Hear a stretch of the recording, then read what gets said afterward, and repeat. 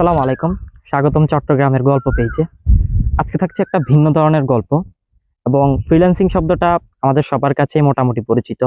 এটাকে অনেকে ক্যারিয়ার হিসেবে নিতে চায়, আবার কেউ পার্ট টাইম জব হিসেবেও নিতে চায়। তো ফ্রিল্যান্সিং নিয়ে কাজ করা একজন ভাইয়ের সাথে আজকে আমরা কথা বলবো, যিনি দীর্ঘ 2 বছরের অধিক সময় ধরে এই সেক্টরে কাজ করছেন। তিনার যে প্র্যাকটিক্যাল জ্ঞানগুলো আমরা তার কাছ থেকে আজকে শুনবো। তো স্বাগতম চট্টগ্রামের গল্পে। আজকে আমাদের সাথে আছেন আমাদের ভাই শহীদুল ইসলাম, যিনি 2 বছর নাগাদ এই সেক্টরের মধ্যে আছেন। ওনার কাছ থেকে আমরা আসলে প্র্যাকটিক্যাল যে জিনিসপত্রগুলো এবং এটা স্টার্ট করলে কিভাবে নতুনরা কিভাবে শুরু করতে পারে, চাইলে পুরনোরা কিভাবে স্ক্যামের শিকার হচ্ছে, বর্তমানে ফ্রিল্যান্সিং মানে হচ্ছে লোভ দেখানো, এই জিনিসপত্রগুলো নিয়ে আসলে তরুণদের উদ্দেশ্যে কিছু দিক নির্দেশনামূলক কথাবার্তা বলবেন।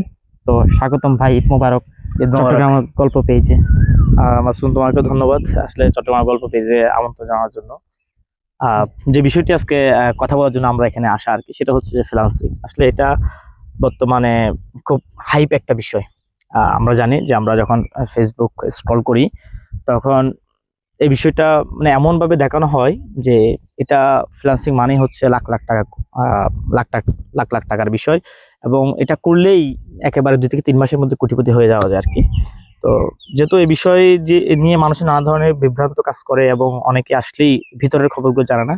তো আমার যাত্রাটা এত বেশি না, একেবারেই অল্প, 2 বছরের অধিক, 2.5 বছরের মতো আমার একটা যাত্রা। তো ওই যাত্রায় আমার অনেক অভিজ্ঞতা মোটামুটি আলহামদুলিল্লাহ এখন পর্যন্ত আছে। আমি অনেকের সাথে কানেক্ট ছিলাম, অনেকের সাথে ইনবক্সে কথা বলতে হয়, হোয়াটসঅ্যাপে কথা বলতে হয়, অনেক গ্রুপে কথা বলি, অনেক সেশনে যুক্ত ছিলাম। তো বর্তমানে কাজও করছি। তো সব মিলিয়ে মোটামুটি একটা বলা যায় যে প্রাথমিক একটা আইডিয়া আমার আছে যে এই সেক্টরে কেমন হয়। এবং আমি যেহেতু এটাকে মোটামুটি যে প্রফেশন হিসেবে নিয়েছি, আশা করি যে এই প্রফেশনের এই সেক্টরে আমি আমার বাকি সময়টা এখানে অতিবাহিত করার একটা ইচ্ছা আছে। তো এই জন্য তোমারও আমন্ত্রণে সাই দেওয়া যে হ্যাঁ আমিও দেখি কিছু যদি বললে, যদি কেউ স্ক্যাম থেকে বাঁচে আর কি, এটাই মূলত হচ্ছে টার্গেট আর কি। জি, ধন্যবাদ ভাই।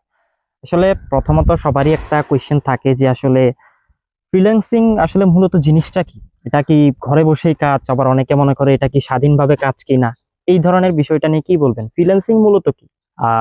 ফ্রিল্যান্সিং যদি এক শব্দে আমরা বলি, সেটা হচ্ছে এটাকে বলা হয় যে একটা স্বাধীন পেশা। প্রথম টার্ম স্বাধীন পেশা, তবে এর স্বাধীন পেশার ভিতরে অনেক গল্প আছে। ফ্রিল্যান্সিং শব্দটাকে আমরা এইভাবে বলি যে ফ্রিল্যান্সিং শব্দ হচ্ছে যে নিজের দক্ষতায় কাজে লাগিয়ে বা নিজের দক্ষতাকে ব্যবহার করে আমরা এক বা একাধিক প্রতিষ্ঠানের জন্য কাজ করিয়ে দেওয়া। ওরা আমাদেরকে যখন কাজটা দেয়, অবশ্যই আবার বলি এখানে দক্ষতার বিষয়টি প্রথমে আসে। যে আমি কোনো একটা প্রতিষ্ঠানের অধীনে ফিজিক্যাল জব না করে আমি অনলাইনকে ইউজ করে, যেখানে আমার লোকেশনটা কখনো ম্যাটার করবে না, আমার প্লেসটা কখনো ম্যাটার করবে না, আমার ডেস্ক কোডটা কখনো ম্যাটার করবে না, আমি যে কোনো প্লেস থেকে ইন্টারনেট ব্যবহারের মাধ্যমে আমি যখন আমার যে কাজ দিবে, যে ক্লায়েন্ট থাকবে, তার সে কাজগুলো আমি আমার দক্ষতা দিয়ে কাজগুলো করে দিব।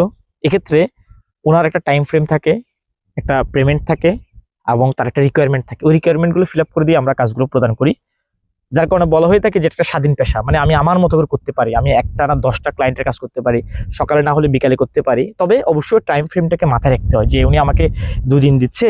মানে স্বাধীন পেশা মানে এরকম না যে আমাকে উনি এখন দিলেও আর আমি 1 সপ্তাহ পর, ওনার দরকার 1 দিনের মাথায়, আমি 1 সপ্তাহ পর দিলাম, এটা স্বাধীন পেশা না। উনি আমাকে দিছে 1 দিনের জন্য, আমি সকালে না করে বিকালে করলাম, রাতে না করে দেখা যায় দুপুরে করলাম, কিন্তু ওনার টাইম ফ্রেমের মধ্যে আমি আমার কাজটা সঠিকভাবে বুঝিয়ে দিলাম। তাহলে এক্ষেত্রে যে জিনিসটা হয় সেটা হচ্ছে আমি যেখানে একটা ফিজিক্যাল জবে জব করলে শুধুমাত্র একটা প্রতিষ্ঠানে জব করতে পারতাম, এখন আমি একসাথে 5টা প্রতিষ্ঠানে জব করতে পারি। সবাই রিকোয়ারমেন্ট অনুযায়ী আমার দক্ষতাকে ব্যবহার করে ওদের যে নির্দিষ্ট যে ক্রাইটেরিয়া আছে সেগুলো ফিল আপ করে ওদেরকে কাজগুলো সাবমিট করি। যার ফলে ওনারা যে সুবিধাটা পাচ্ছে সেটা হচ্ছে ওনাদের কাজ নিয়ে টেনশন থাকতে হয় না। আর আমার যে সুবিধা সেটা হচ্ছে আমি কোথাও কোনো স্থানে, আমি যে চট্টগ্রামের বাইরে থেকে আমি অক্সিজেন গিয়ে কাজ করব বা বাইরে থেকে আমি বদ্রা দিয়ে কাজ করবো, এটা করতে হচ্ছে না। উনি যদি ধরো যে এটা ইউএস এর একটা কান্ট্রি, আমি ইউএস এর একটা স্টেট, ধরো যে উনি যদি টেক্সাসে আছে, সেখান থেকে আমাকে একটা মেসেজ দিল যে আমার তো এই ভিডিওটা এডিট করতে হবে, আমাকে সময় দিল 4 দিন, আমার হাতে কাজ আছে, আমি আগামী 3 দিনে কাজটা করতে পারবো না, 4র্থ দিনে গিয়ে আমি কাজটা করে ওনাকে পাঠাইলাম, ওনার এটা অ্যাকসেপ্ট হইলো, না হলে উনি রিভিউ করে নিবে, তারপর ওনার কাজটা সাবমিট করে দিলাম, ওনাকে পেমেন্ট করে দিল।